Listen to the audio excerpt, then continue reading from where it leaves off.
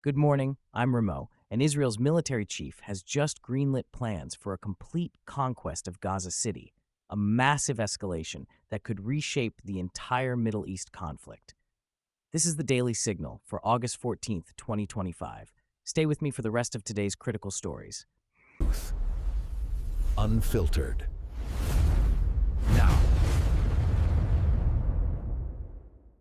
Here are the other top stories for August 14th, 2025. Trump facilitates urgent peace talks between Putin and Zelensky as Russia-Ukraine summit scheduled for tomorrow in Alaska. Gaza death toll explodes, 123 killed in just 24 hours as Israeli bombardments intensify across Gaza City. Pentagon deploys 2 warships to South China Sea after Chinese vessels deliberately collide with Philippine ship. American pilot stranded in Antarctica reports severe isolation as rescue missions face deadly weather delays. U.S. State Department slashes Israel human rights report by 91%. Critics call it diplomatic cover-up. Israeli forces claim dead Al Jazeera journalists were actually terror operatives. Media organizations strongly dispute allegations. Aid trucks blocked from Gaza. Israel now classifying dates as luxury items while civilians starve. Hong Kong media tycoon Jimmy Lai faces life imprisonment in national security trial that's silencing press freedom. Lebanon's president directly challenges Iran, declares no armed groups allowed as Hezbollah tensions escalate. Now let's dive into each story. Breaking overnight, Israel's military chief has approved the operational framework for a complete ground invasion and conquest of Gaza City. This represents the most significant escalation since the conflict reignited. Here's what's happening. Israeli defense forces are finalizing plans for intensive urban warfare operations designed to seize full control of Gaza's largest population center. The operation would involve house-to-house fighting in one of the world's most densely populated areas. The timing is critical. This green light comes as Gaza's death toll reached 123 in just the past 24 hours from sustained bombardments. Military analysts warn a full ground invasion could trigger massive civilian displacement. We're talking about potentially hundreds of thousands of people with nowhere to evacuate. Why this matters to you? This escalation could destabilize the entire Middle East region, potentially drawing in other nations and disrupting global energy markets. Oil prices are already climbing in anticipation.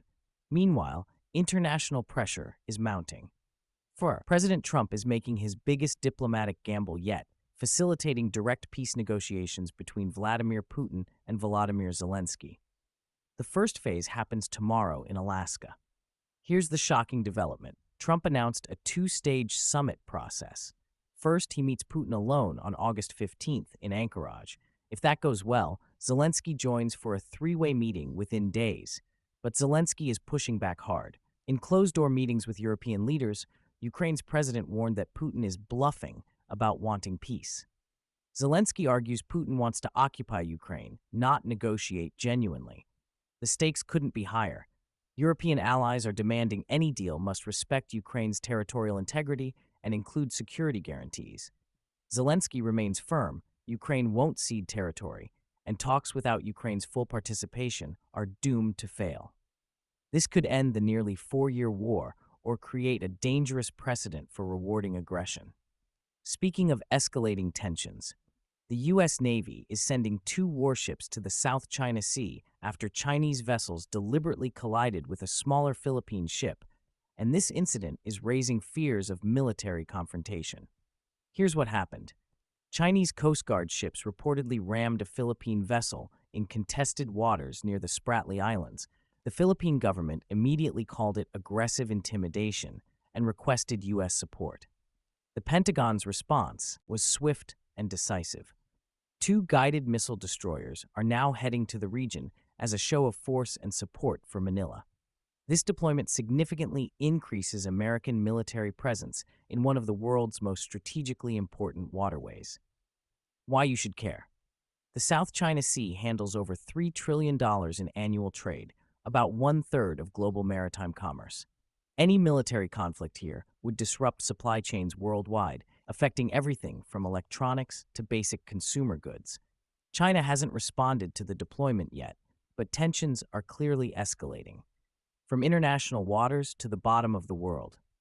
An American pilot stranded at a remote Antarctic research station is describing the psychological toll of unexpected isolation as rescue missions face deadly weather delays. The pilot, whose name hasn't been released, was supposed to be rotated out weeks ago, but extreme weather conditions, including winds over 100 miles per hour and temperatures below -40 degrees, have made evacuation impossible.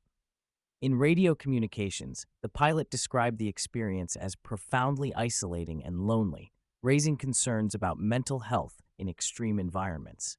Antarctica's winter brings 24 hours of darkness, adding to the psychological challenges. This highlights the risks thousands of researchers and support staff face in remote locations. Climate change is actually making Antarctic weather more unpredictable, potentially stranding more personnel in the future. Now to a controversial diplomatic move. The State Department has published its annual human rights report on Israel, and it's 91% shorter than previous years, sparking accusations of political interference. This is unprecedented. The report, traditionally hundreds of pages documenting human rights concerns in Israeli-occupied territories, has been condensed to just a few dozen pages with significantly less detail about alleged abuses. Human rights advocates are calling this a diplomatic cover-up designed to shield Israel from scrutiny during the Gaza conflict. The timing is particularly sensitive given mounting international criticism of Israeli military operations. The shortened report removes detailed documentation of settlement expansion, detention practices, and restrictions on Palestinian movement, all previously standard inclusions. This connects directly to our next story about press freedom. Israeli military sources are claiming that several journalists killed alongside Al Jazeera correspondent Sharif were actually terror operatives, allegations that media organizations strongly dispute. This controversial claim emerged after international outrage over journalist casualties. The IDF source provided no evidence for these allegations, and verification is extremely difficult in active conflict zones.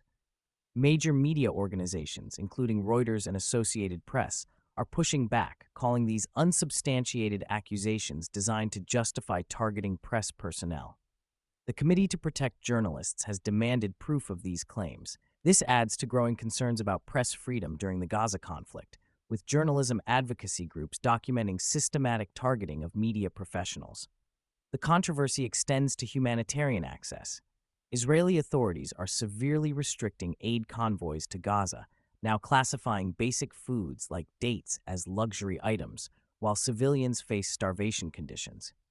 This bureaucratic obstruction is worsening the humanitarian crisis. Aid organizations report that essential supplies are being delayed or rejected based on arbitrary classifications of what counts as necessary versus luxury. The dates classification is particularly absurd. They're a basic food staple in the Middle East, providing essential calories and nutrients. But Israeli customs officials are treating them like non-essential goods. International humanitarian organizations estimate that over 1 million Gazans are facing acute food insecurity. These aid restrictions are directly contributing to civilian suffering and potential war crimes under international law.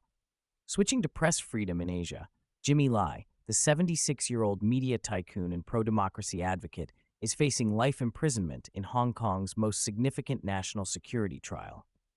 Lai founded Apple Daily, once Hong Kong's most popular pro-democracy newspaper, before Chinese authorities forced its closure in 2021.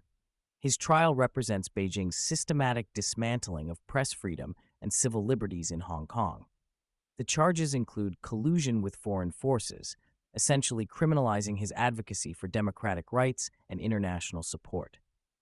Legal experts call this a show trial designed to silence remaining dissent. What makes this significant? Lai's case symbolizes how China is using national security laws to eliminate opposition voices. His potential life sentence would send a chilling message to any remaining critics in Hong Kong. This pattern of authoritarian control extends across the Middle East. Lebanon's president has directly confronted Iran, declaring that no armed groups will be tolerated within Lebanese borders, a clear challenge to Iran-backed Hezbollah's military presence. This represents a significant shift in Lebanese politics. For decades, Hezbollah has operated as a state within a state, controlling large territories and maintaining an armed militia with Iranian support. The president's statement comes as Lebanon faces economic collapse and international pressure to assert state control over all its territory. However, Hezbollah remains militarily powerful and politically influential. Why this matters: Lebanon's position could destabilize the entire region.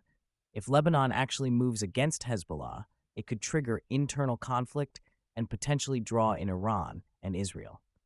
This adds another volatile element to an already explosive Middle Eastern situation.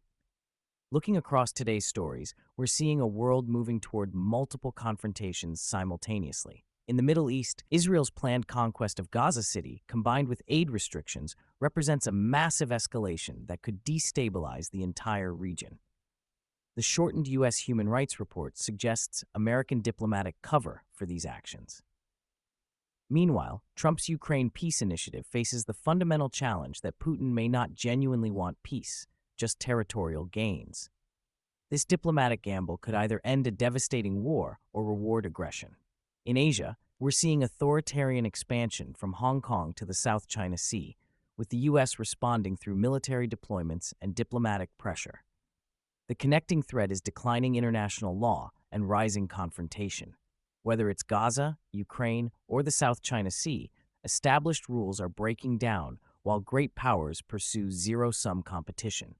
For you, this means potential economic disruption through supply chain interruptions, energy price increases, and financial market volatility. More broadly, we're witnessing a fundamental shift away from the post-World War II international order. These aren't isolated crises. They're interconnected challenges that could reshape global politics for decades. That's the Daily Signal for August 14th, 2025. I'm Remo. Subscribe for tomorrow's essential news. Share this with someone who needs to stay informed and stay vigilant. The world is changing rapidly, and knowledge is your best defense. Unfiltered.